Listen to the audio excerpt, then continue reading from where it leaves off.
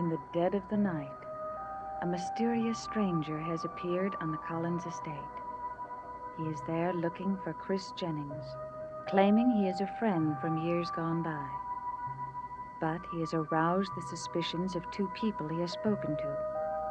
Now, while they wait for Chris to return to his cottage, Barnabas Collins and Julia Hoffman wonder whether this stranger in their midst knows the terrible secret that Chris Jennings has tried to keep from the rest of the world.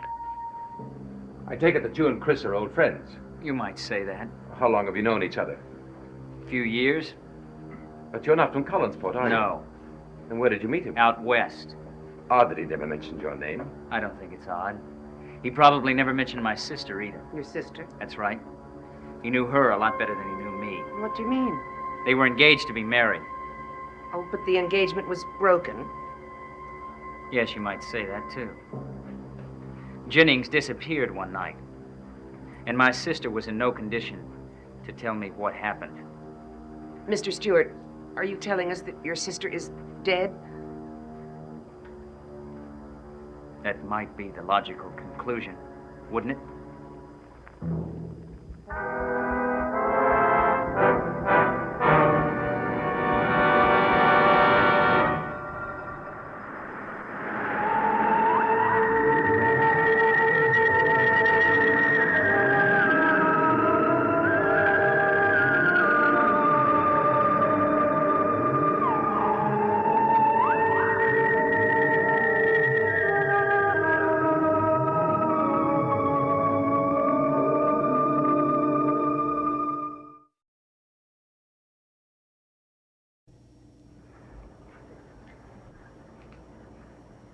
I'm not making you uncomfortable, am I?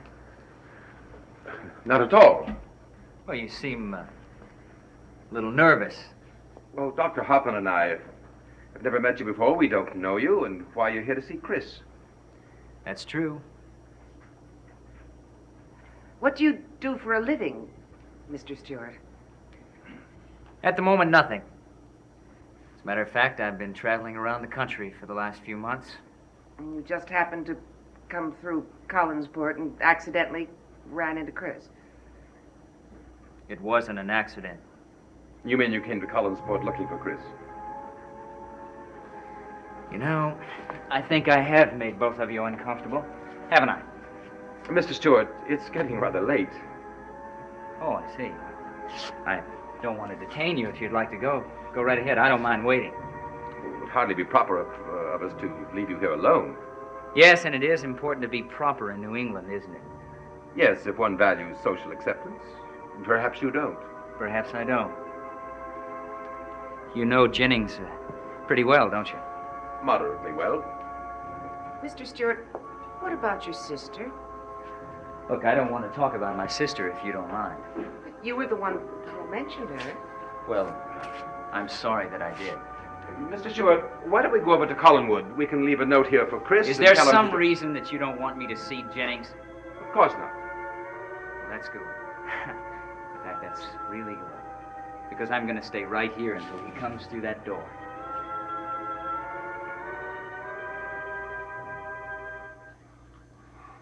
Quentin! Quentin? Why won't you answer me? Been looking all over for you. I have to speak to you. Will you please appear to me? I know why you won't. You're ashamed to. And I don't blame you. You promised me that you wouldn't hurt Mr. Braithwaite. But you went back on your word. You killed him. I haven't been able to sleep thinking about it, Quentin. I keep seeing him. Walking up out of his grave. Pointing his finger at me and saying, "It's your fault too, David." Quentin, I'm scared. And I'm mad at you too. That's why after tonight I'm not going to do anything you tell me to do anymore.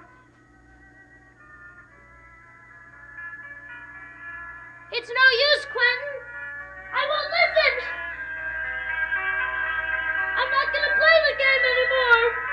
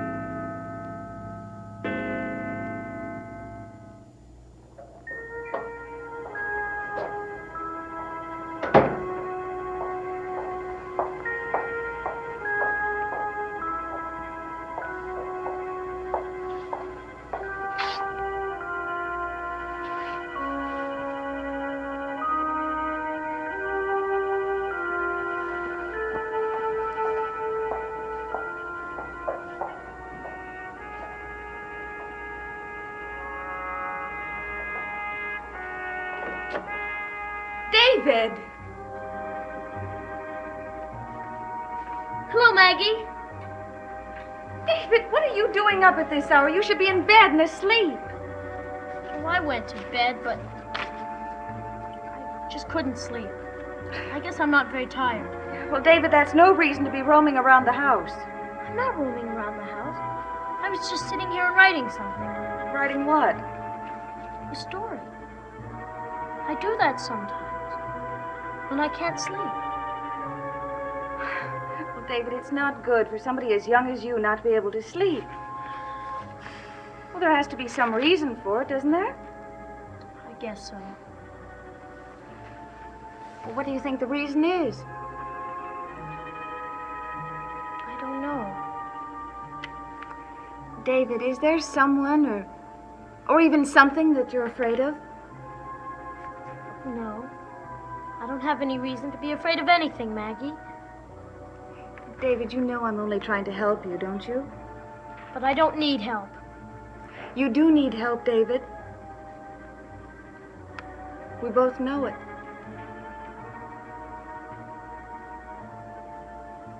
No. You're very pretty, Maggie. Maybe someday I'll write a story about you. Well, may I see the story you just wrote?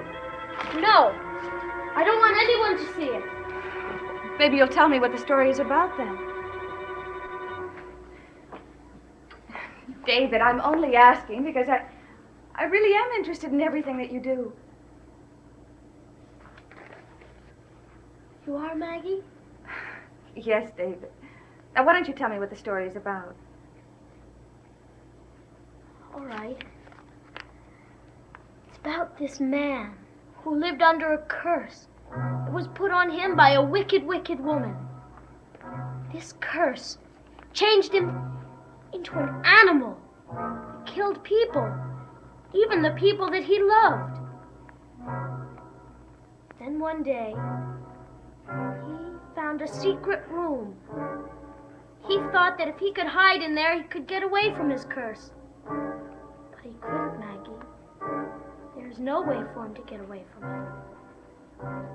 And then someone let him out of the room. Someone who didn't want him to suffer anymore. And then he was killed by a hunter in the woods. And that's how he found his peace. You think it's weird, don't you, Maggie? Well, I think I better take you upstairs and put you to bed. I told you that I don't want to go to bed. David, you have to go to bed. No, I don't. I'm not tired. David, whether you're tired or not, you should still go back to your room. Now, come on, David. No, Maggie! David, you're being unreasonable. No, I'm not. This is I'm nonsense. not.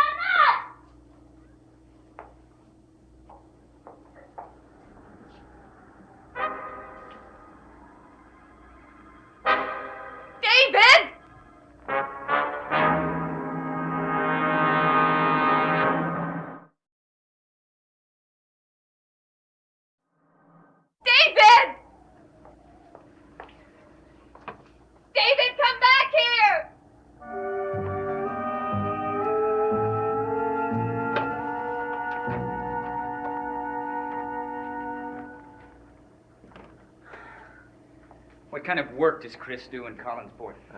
I understand he was hired to work for the estate. Doing what? I really don't know. My cousin Carol made the arrangements. Carolyn Stoddard. Yes, I talked to her. She's very interested in Jennings, isn't she? I wouldn't know about that. Yes, I should talk to her again. About what? About her interest in Jennings. Mr. Stewart. I know what you're going to say, and you don't have to say it. I shouldn't be interested in who's going out with whom, and I understand. Dr. Hoffman and I were in the midst of discussing a book that we're writing when you arrived. And... Well, then I am in the way. Well, yes. Well, you should have told me that before. Well, I didn't want to see him in hospital. Well, you don't have to worry about that. I certainly would have understood. In fact, I think you're right. I think he isn't coming back tonight. I don't think he is either. Look, if you see him in the morning, would you tell him that I'll be by? I'll be happy. Thank you. And thank you, Dr. Hoffman. Goodbye, Mr. Stewart. Oh, I thought we'd never be rid of him. I did, too. I wonder why he wants to see Chris. I don't know, but he's not here as a friend. I know that. You suppose he could possibly know Chris's secret? No. He was trying too hard to get information out of us. Well, there's no point in speculating.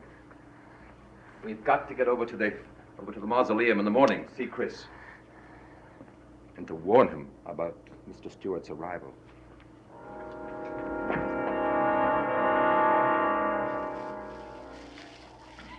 David! Can you hear me?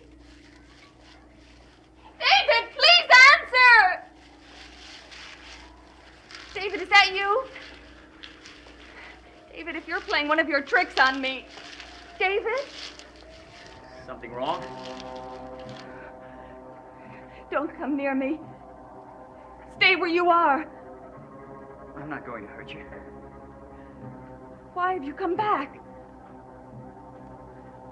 Look, I know everybody around here thinks that I'm somebody named Jeff Clark, but it isn't true. My name is Ned Stewart. Ned Stewart? That's right. It's incredible. Oh, what are you doing in the woods? I just took the path on my way back to the car. I heard you yelling, and I thought maybe you were in trouble. No, I was looking for someone. Oh, who? A little boy. David Collins. He ran out of the house, and he's somewhere out here. Look, I'm sorry that I startled you. If you'd like, I'll help you look for him. I don't want to leave you out in these woods alone. Which way did he go? I don't know. How do you happen to be at Collinwood? Look, I was just seeing a friend of mine, Chris Jennings, but he wasn't going to be in tonight. Look, which way did he go? I don't know. Well, why don't we take this path over here? Come on. You don't have a thing to be afraid of. Please. I'll be glad to help you.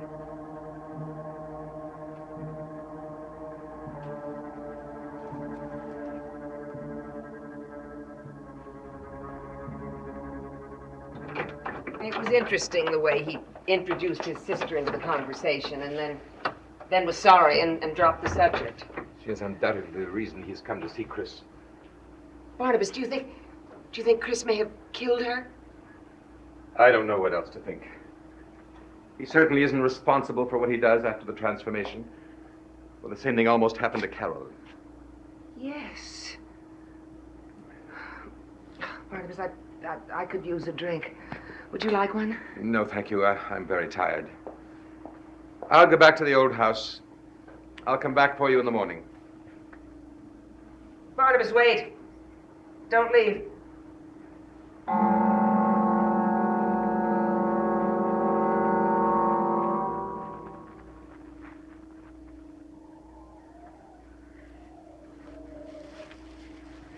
What is it? I thought I heard something in these bushes. David? Can you hear me? David, please answer. Come on. I think we should go over here.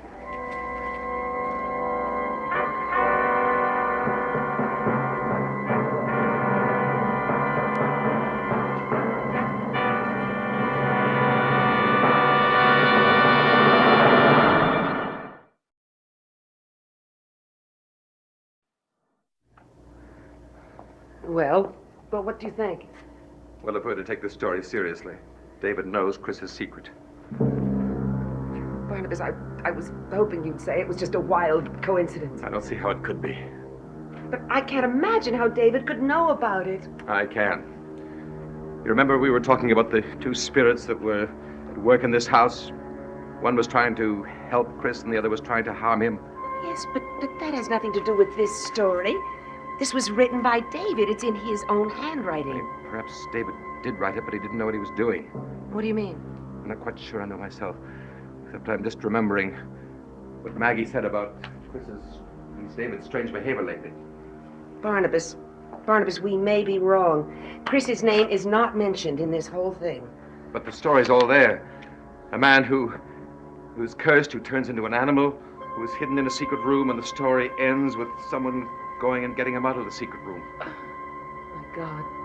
Do you think David would try to do that? I don't know.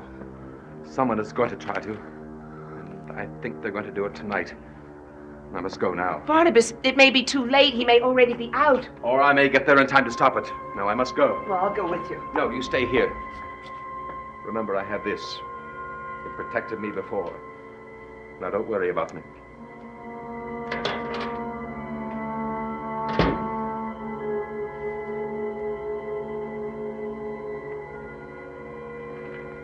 I think we're just going in circles.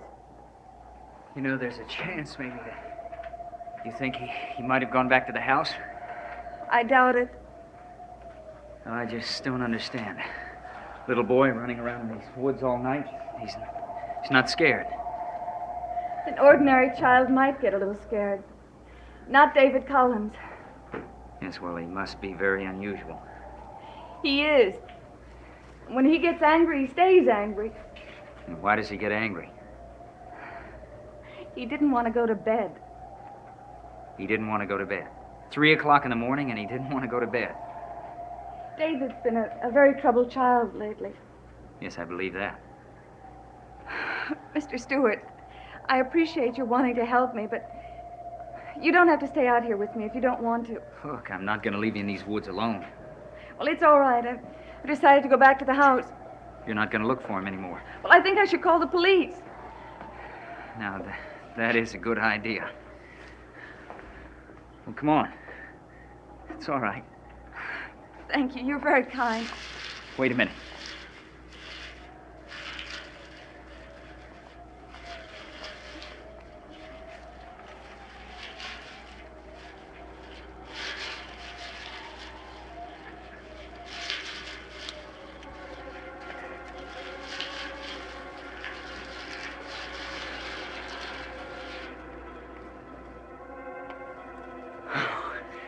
It was nothing.